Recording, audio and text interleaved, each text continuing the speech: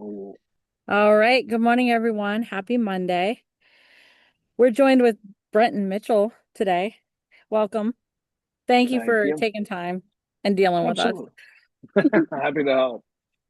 So, I have a couple questions for you. We ask these for every guest speaker. They're just five rapid fire questions, and we don't prep you ahead of time. That way, you don't have time to think about it. All right. Nice.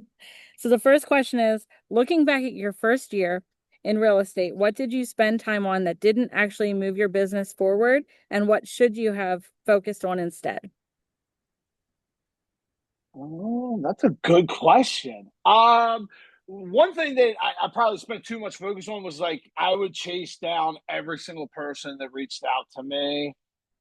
Good or bad. I mean, a lot of times it did lead to transactions, but if I had this conversation earlier, if I had $1 for every time I showed people homes that just ghosted me or never ended up doing a deal with me, I feel like I spent way too much time doing that. And then something I wish I would have done more is would have never taken my foot off the pedal. I learned really early in my real estate career. You know, I came from another. I was in the flooring industry for 7 years, and it was a commission job, but I had to pay. It was salary and a commission job. So being in real estate, it's straight commission. So I would get one or two homes under contract, and then I don't have to go into the office today, or I can just take the day off. And you learn very quickly that the stuff that you do today is what sets you up for 2, 3, 4, 5, 6 months down the line. So that was probably one of the biggest mistakes that I made was just not, one of the things that I learned is you got to treat this like a real job and have consistency and do this day in and day out. And I just found myself early in my career, my real estate career, I'd get, $5,000, $10,000 and lined up in commissions, and I would just take my foot off the gas. Oh, I can pay my bills for the next 3 months. I don't need to, work hard.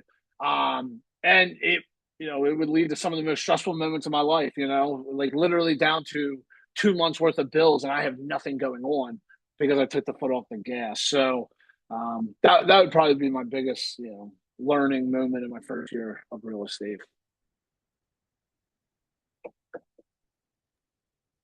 Yeah, I think I've seen that a lot where, a commission check will come in and I was guilty of it too. You're like, "Oh, yeah, let's ride this out."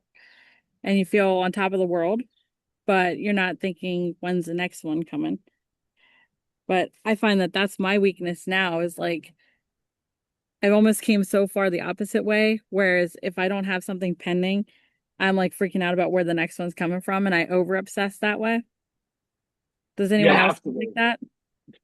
Yeah. I've been doing this for 7 years. I literally just said to my fiance yesterday, I said, "Oh man, I got another property under contract this week." And I said, "Man, I only have one buyer." And she's like, "Don't do this again. Don't do it." Because I do. I freak out and like I'm not sitting here trying to like beat my chest or anything, but I've sold $5 million in real estate already this year. But you're constantly always thinking about when's the next one coming, when's the next one. And you have to be like that, Brittany, because if you're not like that, you're gonna be swept under the rug. You're going to, you're if you don't have your eyes on what's next to come, that money can run out really quick, and so yeah, I'm still like that today. I was talking to Holly Sugar earlier this morning. I mean, she's been doing this longer than I have and runs a team. And she even said, she's still like that to this day. You might have 5 deals pending, but it's always when's that next one coming, or what can I do to get my next client. Mm-hmm. All right, so the next question here is what was the exact moment or decision that shifted you from trying to make it to building consistent momentum? And what did you change in your daily routine? Read that one more time. Yeah, what was the exact moment or decision that shifted you from trying to make it to building consistent momentum? And what did you change in your daily routine? So I think there's probably two answers to this question. It's like twofold. They kind of happen around the same time. Number one, I think me getting involved with the Realtor Association here in Harrisburg, that was definitely a moment where I decided I'm planting my flag into real estate and like good, bad, or indifferent, this is going to work out. And then I coupled that with, I don't know if anyone has seen, but I do a Monday morning Minute with Mitchell. It's just a quick 60, 90-second Instagram thing on different real estate topics. And I think from that moment on is where I have consistently seen my business grow. Um, it's the biggest thing in real estate, the biggest obstacle you're going to have is being top of mind. You want people to think real estate, they think Brenton Mitchell or Kimberly Smith or Krista Koick. That's what you want them to think. And I think with me getting involved in the board of directors, I think that brought some validity behind my name. Showing that I was involved in the community with growing the real estate brand here locally, statewide, and nationally. Volunteering my services, but then coupling that with doing these, I just had a brainy idea to do these Monday morning videos. And I'll be honest, like I never would have imagined what would come from it. I don't get hundreds of thousands of views. I'll make that very clear. I get anywhere from 750 to 1,500, but that's per week. So that's a minimum of 3,000 people a month that see Brenton Mitchell and real estate, Brenton Mitchell and real estate. And I've seen that like drastically grow my business. I don't do much marketing or advertising. I don't go out really, I've been, by the grace of God, I've been able to build a business to where I'm referral based. I know everyone that I help sell and buy real estate, or I have a connection to them, whether it be through a client, a friend, a family, whatever it is. And I'm going to tell you my honest opinion. That is where real estate becomes even more attractive, because I spent 3 years of my life working with people that I didn't know, that didn't know me. And the amount of work that you have to do to build that trust and that confidence is so much more than if you're working with people that know, like, and trust you. It makes your job so much easier, and it's made real estate so much more enjoyable for me. So I Do you think just, think, can I ask you something? yeah, go ahead. Do you think it was the consistency that got you those people that you know more? Because you're absolutely right. Like 100%. working those people are just way better than strangers that you have no relationship with. Yeah, 100%. That was one thing that I was taught very early in my real estate career. Is like, look, a lot of people think that like we get good commission checks, and sometimes it comes with a lot of work, sometimes it doesn't come with a lot of work. And I think a lot of people get into this industry because they think it's a quick, fast money, and that is the furthest thing from the truth. This is the hardest job I've ever had. And one of the things I learned early is just that consistency. You need to treat this like a job. 7 days a week. I don't even say 5 days a week, but 7 days a week I go to bed and I wake up thinking about real estate. I'm very consistent and intentional with my actions. I try to rope real estate into every single conversation that I have in throughout the day. And that sounds stupid, but after repetition, like people understand that I am a realtor. I get so many questions asked, but it's that consistency of doing this day in and day out. You can't do this part time. It has to be a full time thing, day in and day out, where you are consistently and intentionally doing things that are going to produce an income for you. Now, that could be something as small as, doing handwritten cards, doing a video, farming an area. It doesn't matter what you do, but you have to be consistent in it. Just like these videos, I'd start out 100, 300 views, and now I've built it up to where I'm getting, between 700 to 1,500 views a week. And I think, and it's even came to a point, this isn't no BS. I have sometimes, like, if I'm on vacation and I don't do a Monday morning video, some people are like, hey, where's the video? And I get a lot of people who I would never think would see my videos, friends of friends and things like that. And they make, like, I see them out in person, like, dude, I love your Monday morning videos. So yeah, consistency is the biggest part with this job, because at the end of the day, we're 1099. We don't, like, I know we hang our license with a brokerage, but I don't have anyone telling me what to do. If I wanted to sit on my couch with my dogs and my boxers all day, I can do that, and no one's gonna ask me for an update. Like, you can, and I think that's the hardest problem. You got to force yourself into being consistent, day in and day out with this. Sorry, I had to move in there. My computer's overheating in the sun. Moment of panic, but all right. Um, I think that's absolutely correct. Like, I love that you said about, especially your Monday morning videos. That's something I easily recognize every single time. Like, it pops up in my stories first thing on Monday. And like, if I don't see it, I'm like, I better do a safety check on Brenton. Make sure that he's alive, because you're so consistent with it. And like that's what I know. Like, I know every Monday that video is going to be in my stories every single time. Yeah. So the consistency on that's definitely great. So the next question is, if you had to start over today with no database, no sphere, no brand, what would your first 30 days look like step by step? Um, no sphere, no brand. So I'll be honest with you. A little known fact about me: I did not grow up in Harrisburg, Pennsylvania. I grew up down by the Maryland line in a small town called Stewartstown. I went to college here at Penn State Harrisburg, but I did not grow up in my area. So I had no friends, no high school colleagues, nothing like that I had to start out with. But if I was starting out my first 30 days, I would work real estate into every conversation that I had, whether it's going to go get a cup of coffee at Starbucks, going to the gas station, whatever it is, going out to eat at lunch, bartenders or waiters and waitresses. I would work real estate into every conversation because, like I said, the whole goal is to just put your name and real estate as being synonymous with one another. That would be number one. Number two, I would pound social media hard. I have just seen, I was a mass communications major at Penn State, so I had a little bit of a background in social media, but nothing major. Um, but I've just seen like the effects. I made a promise to myself when I got into real estate, I will never cold call and I will never door knock. Those are just not who I am as a person. However, I've seen the power of social media and how far, it can take you. So I would pound social media. Um, and just be as informative as ever.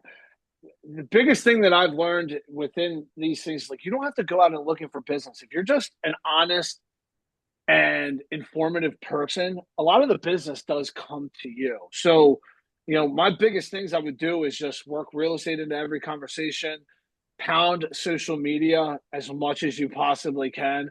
And when I say do that, like, you know, I make fun of, and I'm gonna be honest with you, I'm a very straightforward guy, but I do make fun of. You will, if you see one realtor doing something in Central PA, you will see 50 other realtors doing the same thing. The biggest goal for you is to differentiate yourself from those other groups of people. I know a lot of people that will pay to go into a McNaughton home and to do a video. They will pay to do a video in a brand new $1 million home. These people's average sales price is $150,000. So you need to work the people that are most likely going to give you business. Would everyone like $1 million sale? Absolutely, but you're probably they're very hard to come by. So you need to work, you know, the the price point in which you're in. So I would differentiate myself from other realtors, pound social media, and work real estate into every conversation that I have. I love this because it covers two things that I'm constantly saying. I just say it in a different way. First one I'm known for the most is be unapologetically you. That's Yes. differentiating yourself, right? Be who you are. Put it out there loud. Let the people who like you for who you are come to you. They're going to be drawn to you. I can't say that enough. And that's exactly what you're saying. And then the other one is if it didn't happen on social media, it didn't happen. Like if it's not Yeah. seen, it's not seen. So you guys got to be putting things out there. And I've said before, fake it till you make it. Go show yourself a house, take a picture on the drive and be like, "Oh, I'm out showing houses this morning." Familiarize yourself with the houses. It's fine to go schedule showings.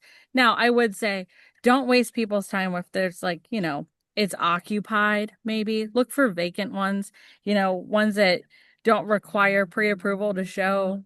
Be courteous of that, but go out there, study the houses, put that stuff online because it doesn't matter if you're doing it for yourself or if you're doing it for others. If they see it, it's happening. Yeah. Yeah, and that's a good point too. I have done that too early in my career. Like just, I came from like, I don't want to say a construction background, but I know a lot about homes from top to bottom. But familiarizing yourself with this stuff is a big help, And there, you go on the MLS, find a home in your area that's been on the market for 40 days, that's 50, 60 days, something that's vacant, something that's a go and show that you can get accepted, and go walk the home. You can even listen. No one's got to know that you ain't showing that home to a buyer. You can walk through that home and take a video, of a kitchen, whatever it is. Just to try to get your name out there to show that you're an active participant in real estate. And it helps familiarize it, it helps familiarize yourself going through these homes, what to look for, and it makes you more of an expert when you're in front of clients. Absolutely. I just want to note, if you are taking pictures or video, get a marketing waiver. Yeah. That's because I'm a paperwork nerd. But yes, absolutely. Go through them. Go schedule showings and just see what you can point out that appraisers would find for FHA and VA. What's wrong with it? I can give you like a great example. This was just a couple years ago. I had a listing over in Mechanicsburg. There's a guy who works at RSR Realtors. His name is Blaine Barrier. His mother is the broker of record. So this guy didn't really need to do much. His mother has been in real estate for 40 years. She's well known in this area. He reached out to me on my listing and said, "Hey, do you mind if I just do a marketing video and I'll tag you?" And I said, "Yeah, absolutely. Go ahead." This guy's now selling, like his average sales point is $600,000. He didn't have to do this, but he reached out to, and 3 months later, because my client was a little tough with negotiation on price, 3 months later, he brought a buyer and sold the house. And that was all just from him going out and doing a video on the property. It was a vacant property. It had been on the market for a while. I needed to get it sold. I figured, this ain't gonna hurt. It's not gonna hurt anything. And he ended up bringing me a buyer a couple months later, and we did the deal. So I think a big thing is a lot of people think going on listing appointments, showing homes to qualified buyers. Those are income producing activities. But like what people don't understand is like what Brittany said. Putting this stuff on social media, it might not sound like an income producing activity, but like you do it enough, and after a long enough time, it does put money back into your pocket. It really does. I have a guy who I will be listing his home next month. I worked with this guy in 2014, 12 years ago. I haven't seen him, nor have I hardly talked to him. But come to find out, he watches all those Monday morning videos. He reached out to me last week, and on last Friday, I went on a listing appointment. I got the listing. So like these are things that they're not income producing right this second, but like you do it enough and long enough, and I promise you, like it does lead to an income, like a reliable income stream. I'm in year 7 too, and I find a lot of people come to me from social media. They never like or share or comment on anything, but they're just secretly there watching, and then they reach out. I have 3 buyers I'm working with right now that are that way. They apparently seen it all, but never engaged in it, but it works. Yeah, I All have a right. $1 million listing right now. She's never once liked or commented on a single video. But when I went to that listing, appointment, she goes, "I watch you every week, honey." So it's like, but she never liked it, never comments on it. She's like, "Oh, I'm not one to do that on social media." This is a $1.1 million listing just from doing that. Mhm. So to get through the questions here, because then I want you to talk about some other things. What is one hard truth about this business that new agents don't want to hear, but absolutely need to understand early? 80% of you are going to fail out within the first 5 years. 86% of you will fail out within the first 5 years. That is a very real and a very hard statistic to comprehend. If you can make it, I promise, if you can make it past that 5 years, if you can stay consistent and steady for 5 years, I promise, I don't know what it is. It's like a light switch goes off. If you can do it for 5 years, that business creates itself. But it I is a very hard truth. There's only 14 to 15% of us are going to make it past 5 years. That was my number one goal when I got into real estate was if I kept on telling myself, if I can do this and make this past 5 years, I have a really good chance of making a career out of this. And I think it's a very hard truth to know, but it's a very real truth in the same sense.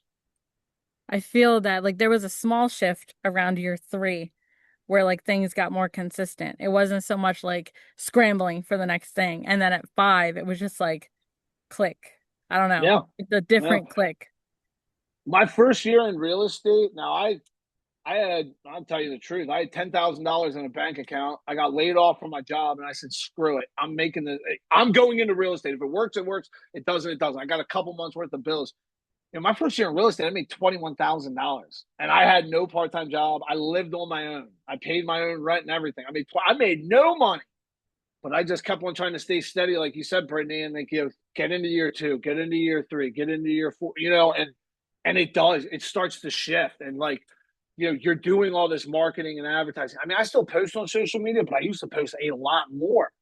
But after a certain period of time, it's like a light switch flips, and you go from looking for the business to the business coming to you.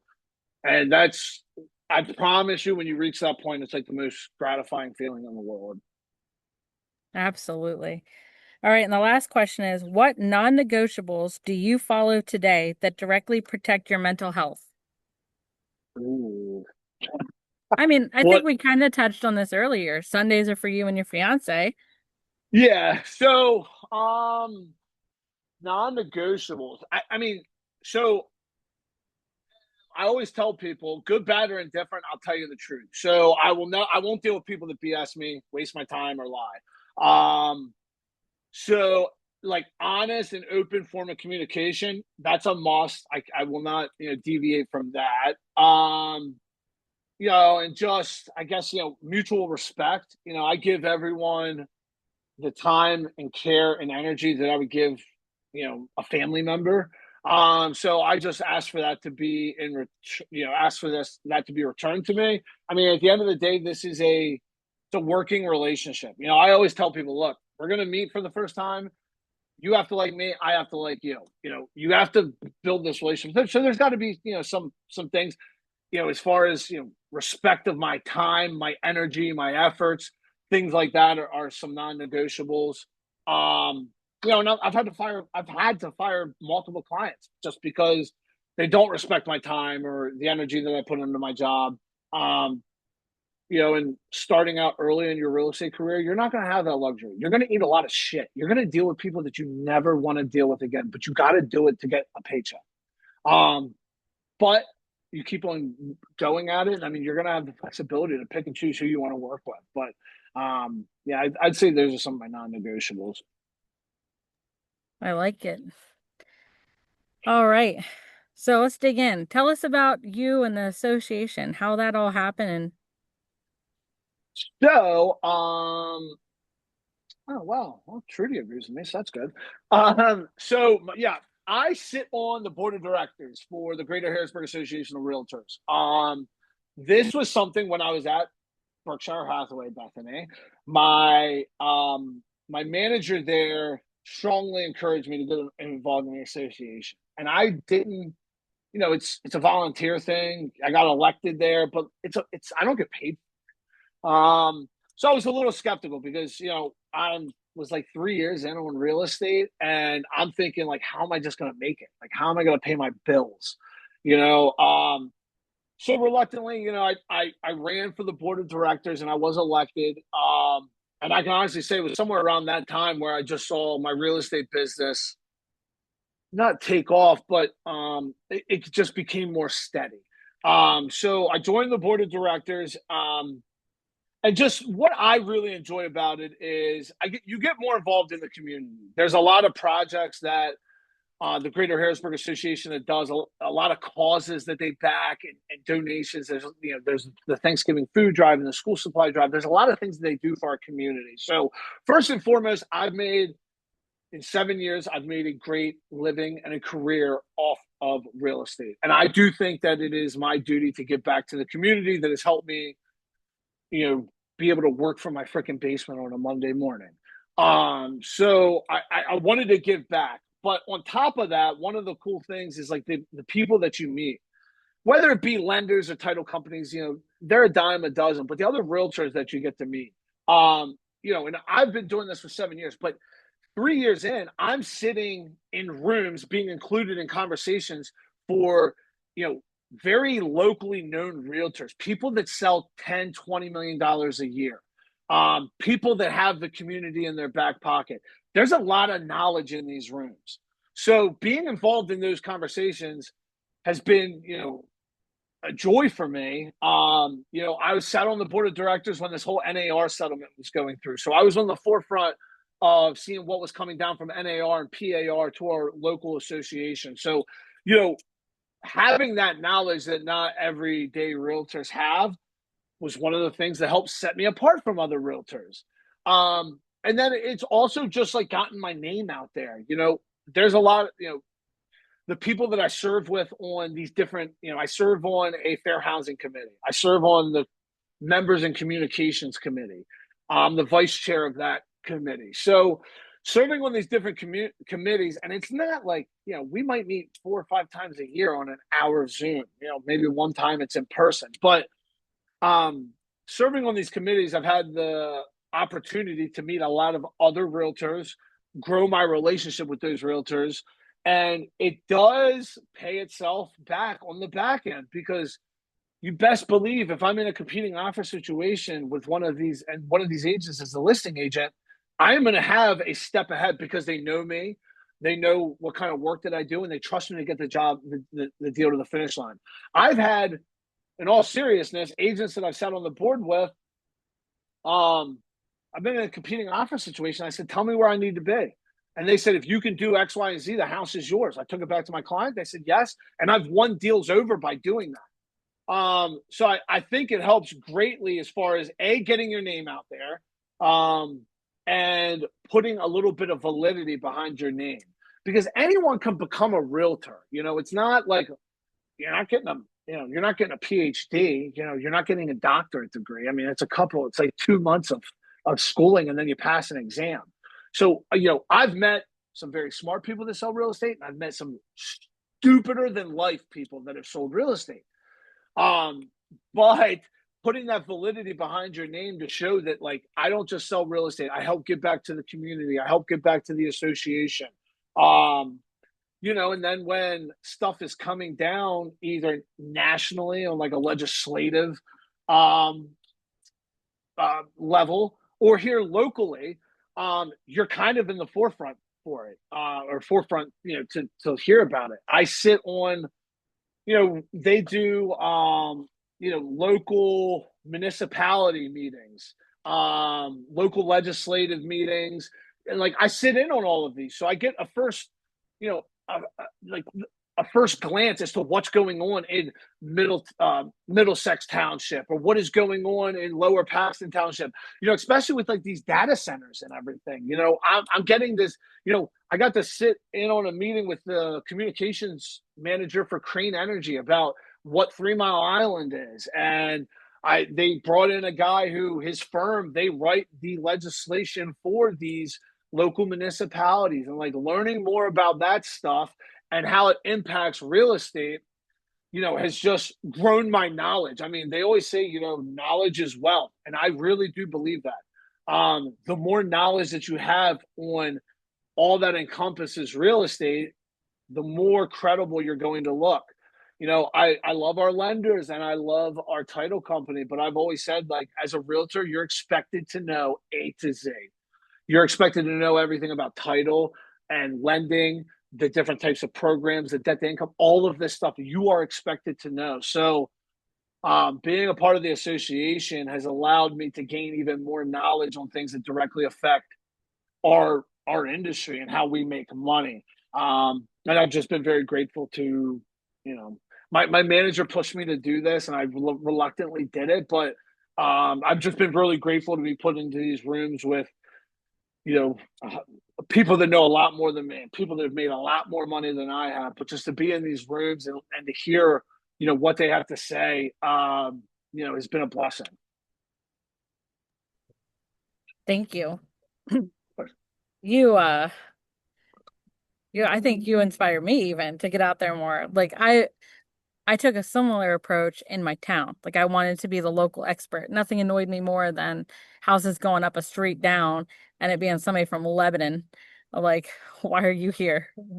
But It's just, being involved. So, I think it's just good to figure out something you want to be involved in, something you enjoy doing, people you want to be around, and get your name out there. But the association, you're right, it's incredible to have like-minded people who are in the same industry as you that you can see other sides. Like, I've learned so much more just being in the mentorship group because I get to see everything all of you are dealing with too.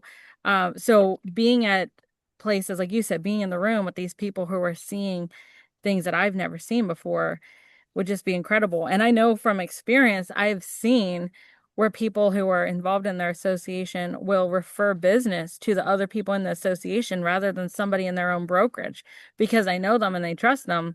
So they'll send them like buyer leads or whatever referrals. Do you see that too?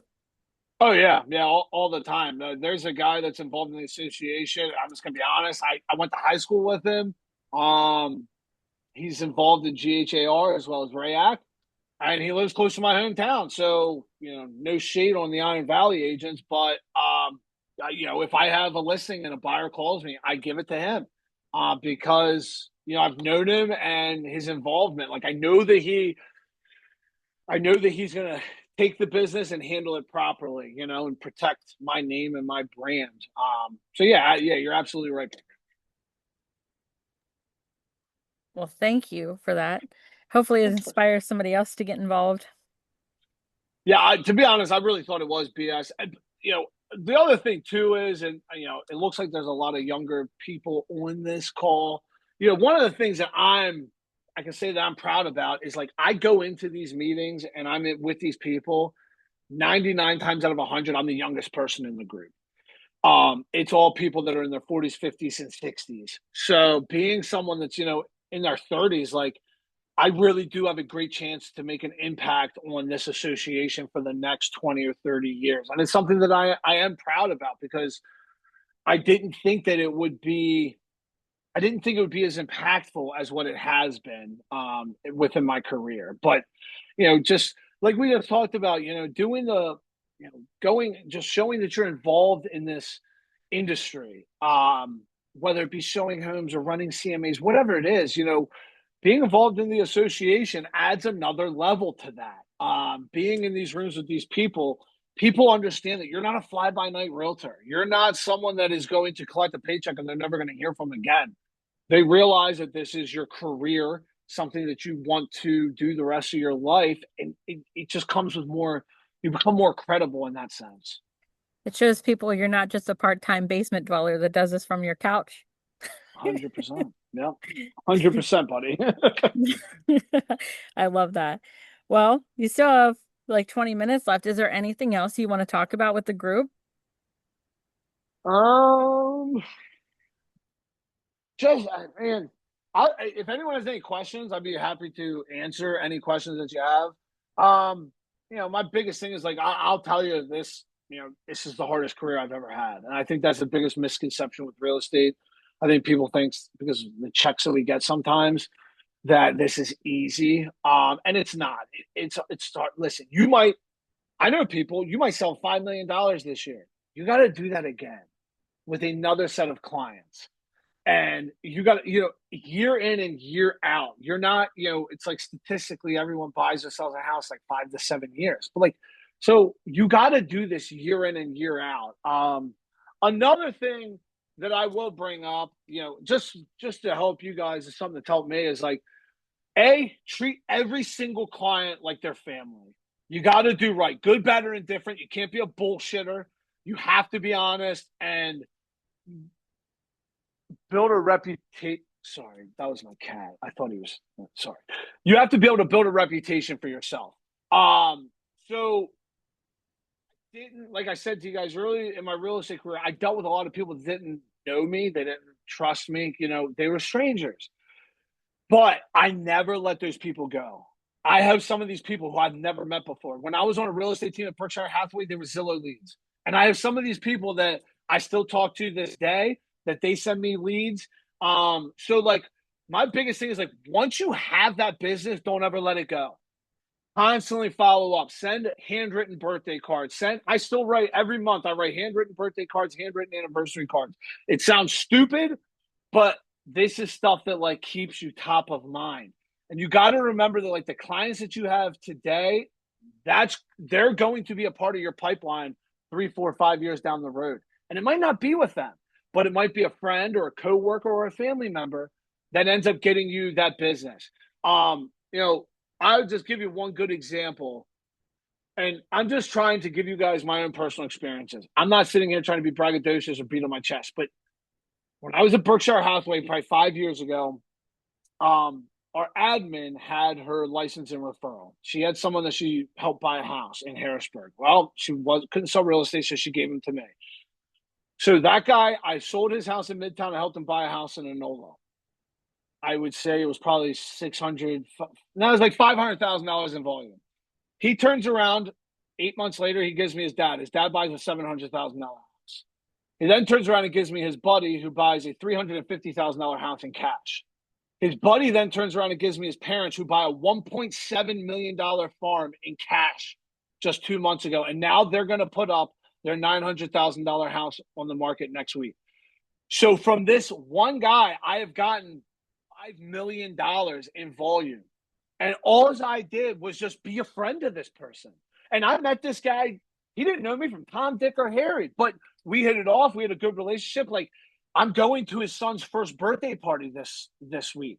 My buddy that his parents bought the $1 million farm, he invited me to his engagement party.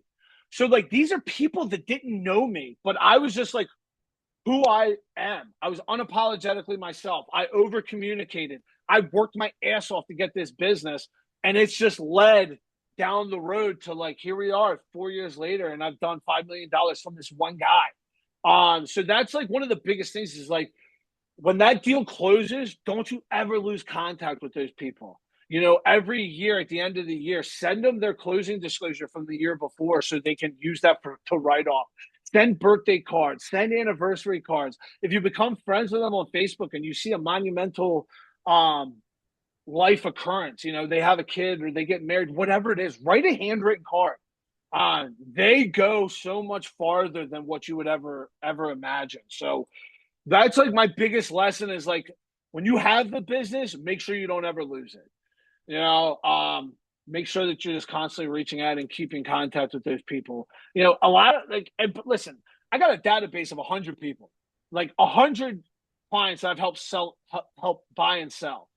Um, you know, I even if I hadn't talked to these people in a while and there was no birthday, there was no anniversary, I'm gonna be honest with you, I wasn't always truthful, but I would just write them, hey, I was in your neighborhood showing a home and I thought about you. I hope everything's going well.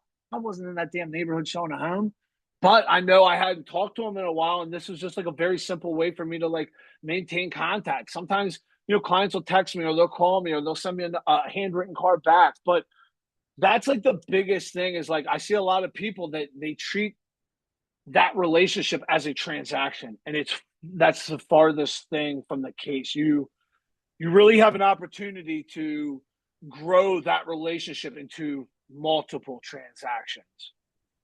Those moments feel great. Like I've had clients that send me a picture of their newborn in the hospital before they even post it on social media. Like that's when you know you're doing it right. I went to weddings and like literally had them at the reception being like, "Oh yeah, this is my realtor. She sold me a house like 3 months ago." You know, it is so cool because then you know you're doing it right. Like, yeah, celebrate those moments with them, but in the back of your mind, you're like, I'm doing something right. When these people that are at the wedding decide to buy a house, they're going to be like, well, dang, her realtor was at her wedding. Like, I'm using her. You know what I mean? Like, we made sure that we had a nice wedding gift too. So we didn't like, you know what I mean? But like, it's so cool to be involved with some of those moments and to see the story. And I know this realtor who's older. I've always kind of like looked up to her. She says that, you know, she's in her 80s, okay?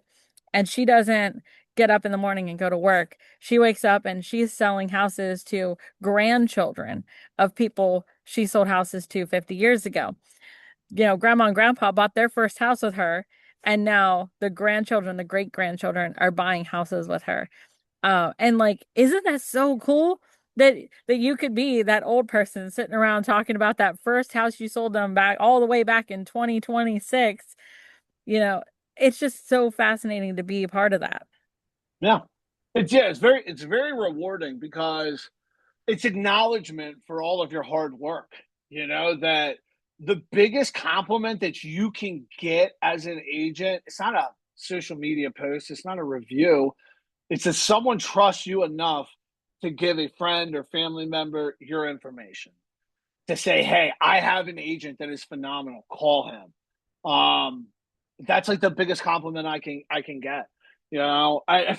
One thing that I do, and this sounds stupid, but every single handwritten card I write at the bottom, I always write your realtor, Brenton Mitchell, because I want them to know you don't need another realtor. I am your one-stop shop for everything. And it is a really cool thing when you can build a business off of just your name. It's wild.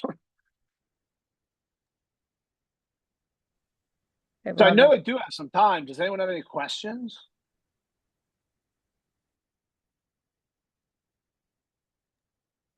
I know somebody's got a question out there. Be brave. Speak up. And I'm probably like the most down to earth. I promise you, I won't bullshit you. Whatever you got.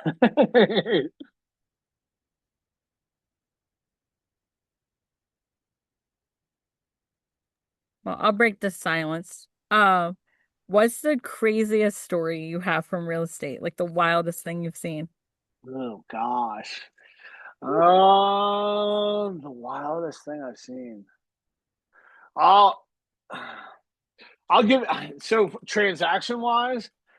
I did a deal, and this is just wild. I did a deal with an agent in Berkshire Hathaway years ago, and I actually just sold the guy's house again.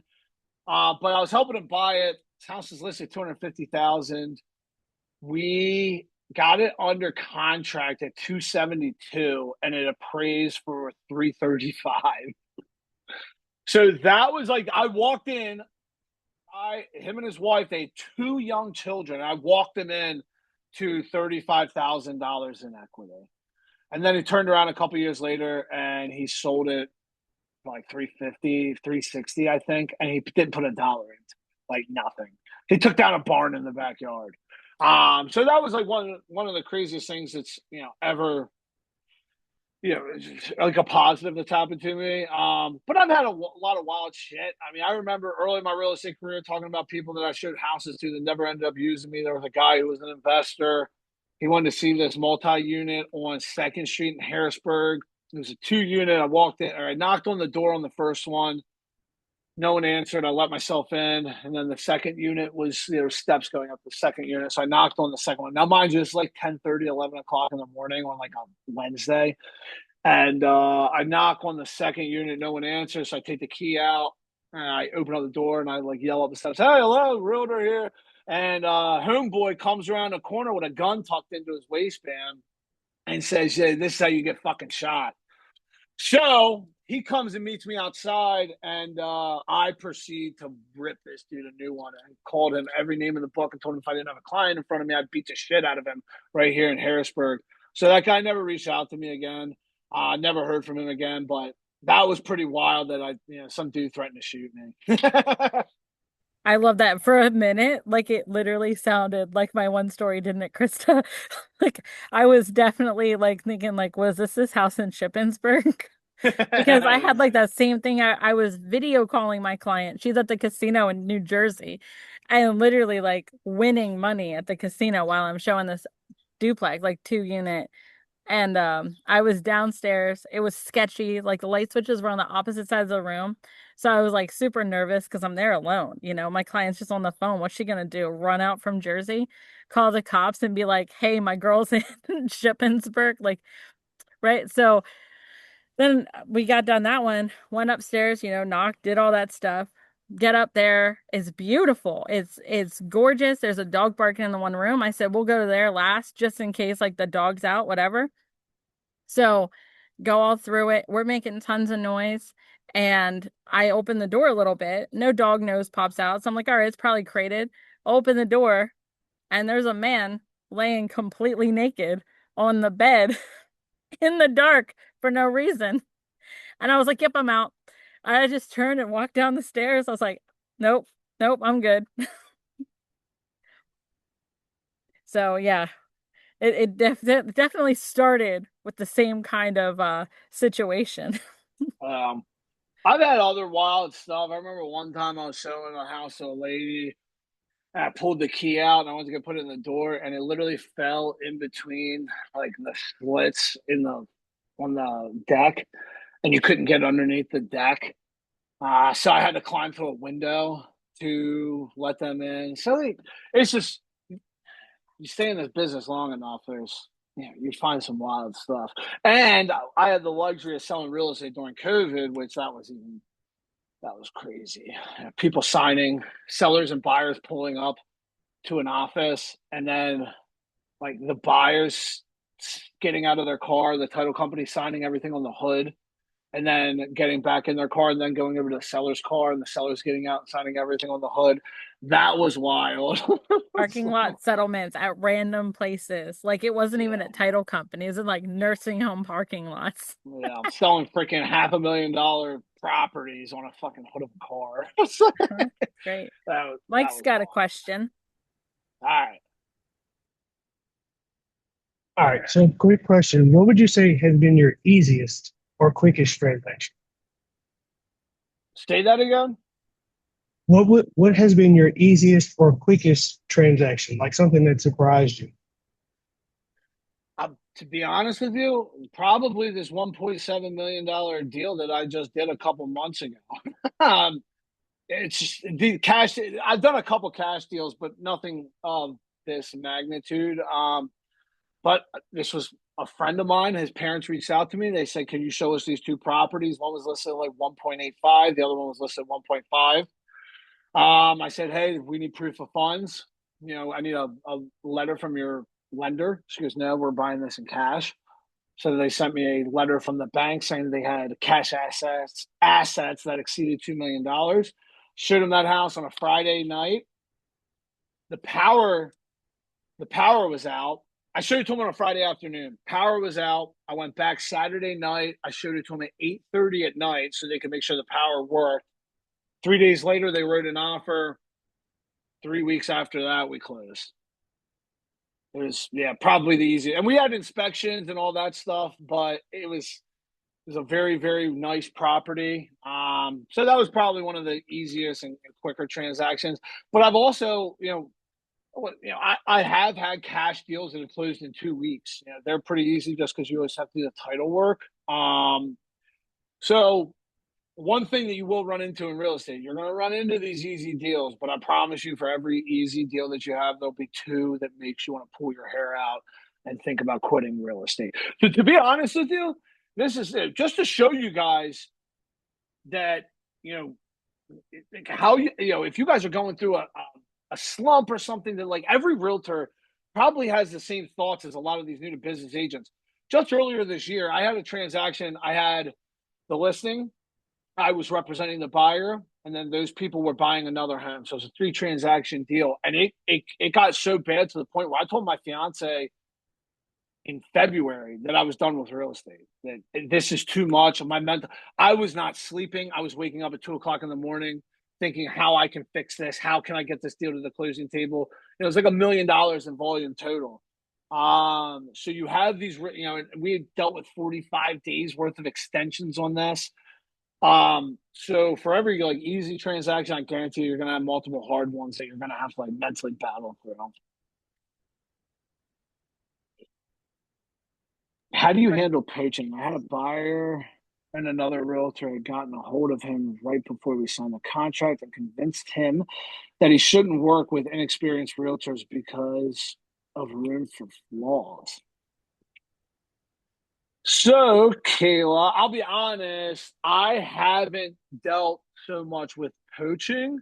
I will tell you though, the last thing that you want is a client that questions your ability, or like someone that's just like, even someone that's not fully committed. You don't want a client that's not fully committed, because what you're going to end up doing is you're going to waste your time and energy and effort to try to win them over, which it's never going to work out. If they have any inclination in their head, any doubts or anything, like there's a good chance it could be a waste of time and they could just backdoor you anyway.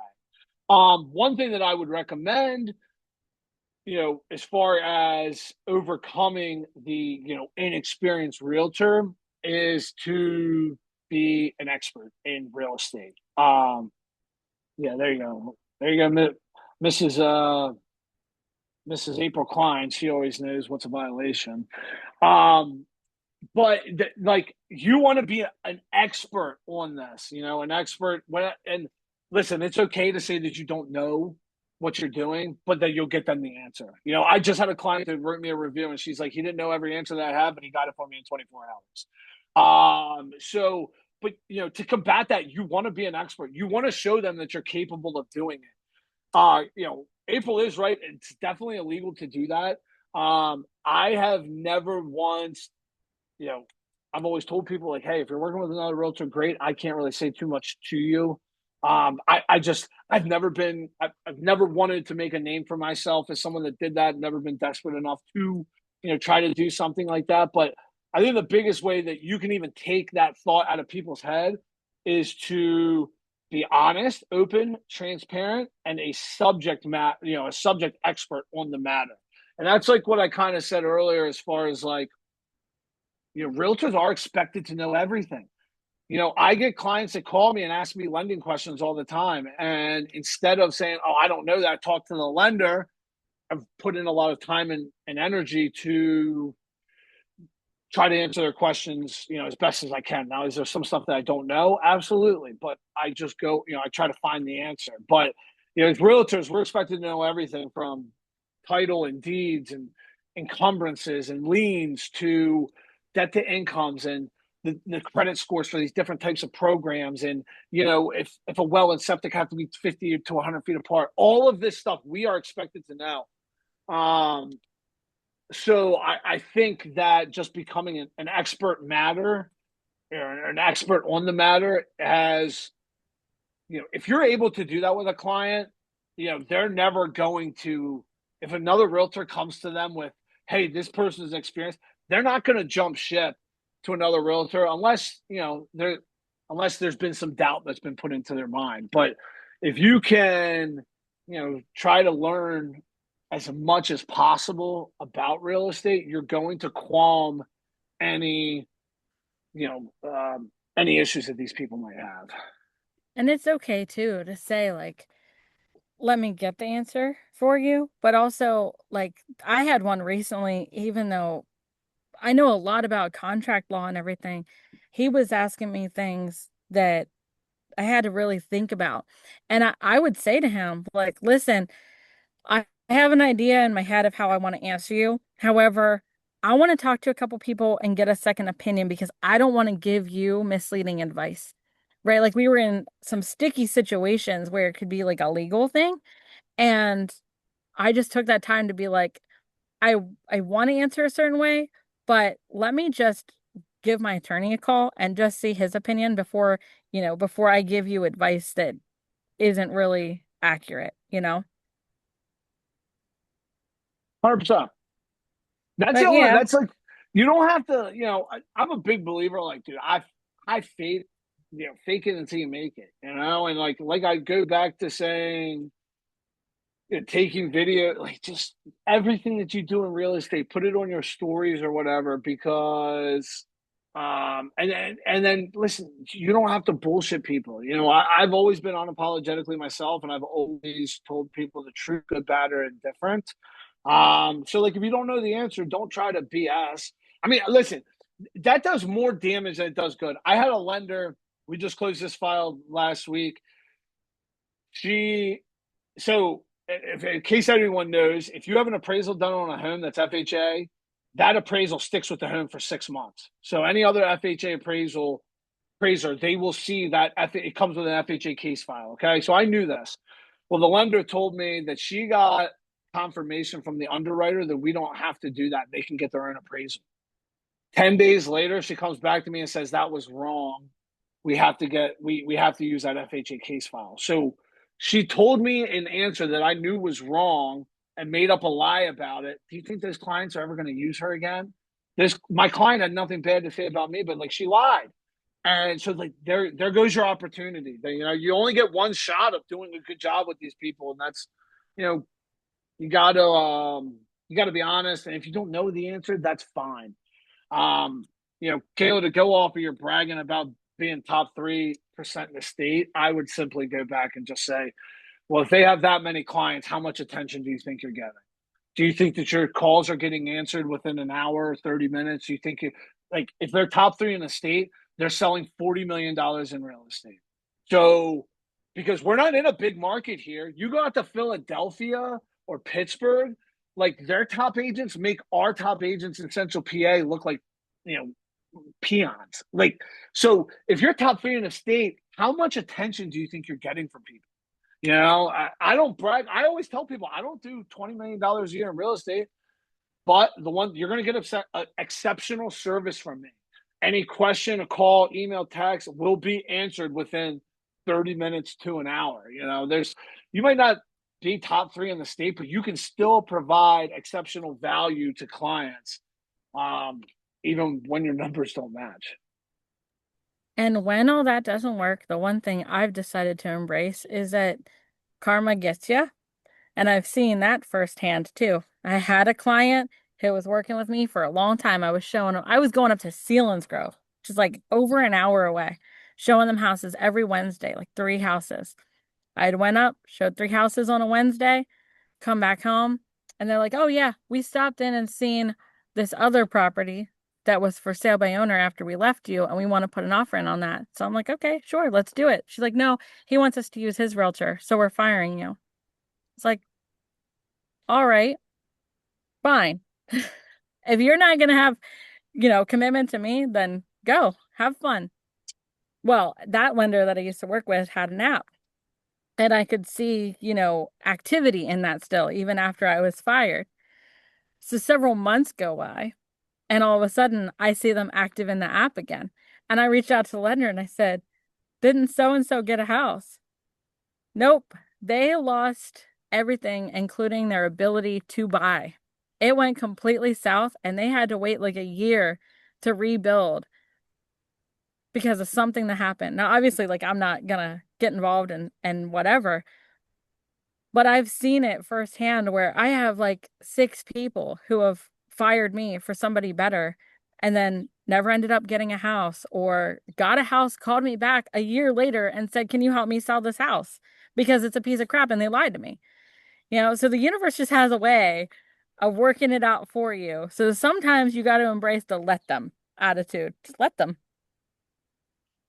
And it does suck when you're early in your real estate career and like these paychecks, are make it or break it. It definitely does suck. But like the one thing that I would say is like if someone is doing that to you up front, like that's not someone that you want to work with anyway.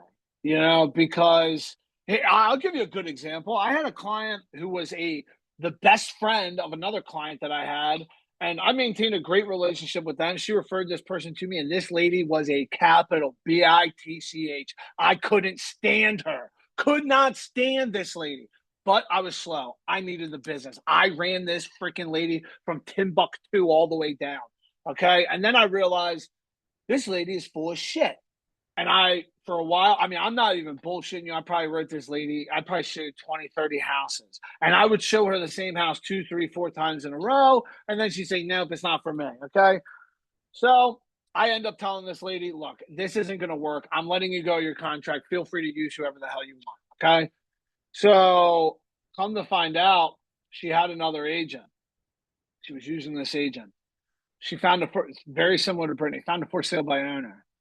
They figured, oh, well, I can get this property a little bit cheaper if I cut out my agent's commission. They fired that agent. Fired that agent. And she bought this house, and I don't know, a couple months later, the fucking roof went out, sewer line collapsed, and she's selling it 18 months later. So, people will do that. And like now I look at it like, dude, thank fucking God I fired that chick because she would have done the same thing to me. And like we all have to respect our time and energy and our careers that like it does suck, but I promise you, like the people that act like that, you don't want those people as clients because first off, they're never going to refer you, and they're just going to make your freaking life miserable. And just to throw that on top, she reached out to the lender. The She also backdoored the lender right before closing. She shopped his rate, found someone better. And then shit got messed up on the loan. But anyway, she reached back out to the lender. The lender was so fed up with her. He said, "Thanks for reaching out." He goes, "But I have I have no interest in working with you. Find another lender. Best of luck." So, like, those are people that you don't want to work with. You want to work with people that know, like, and trust you because if they do those three things, they will be a referral partner and a great client for years to come. Mm-hmm. All right. Well, we'll probably wrap it up here, but Brenton, thank you so much. You're welcome. You've been amazing. I'm so glad that you came on to speak with us. It's been Of very course. insightful, I think, for everyone. And I know, listen, I know a lot of you guys are in mentorship programs, but I'm a big proponent of giving back. I'm trying to help other agents when I need be. So, like, if there's anything that I can do for any of you guys, if you have any questions or want advice or anything like that, I know Brittany and Mike are very involved in the mentor program, but if there's anything I can do to help, I always offer my services. I think we need a new group of younger realtors to take over the industry, and anything I can do to help propel your career, I'm always here for. Absolutely. And sometimes just getting somebody else's opinion that you don't hear from all the time really just hits different. Yeah, absolutely. You know? Well, thank you so much again for your time. We really appreciate it. Of course. You guys have a great rest of your day. You too. Thanks, Brandon. Yep. Bye.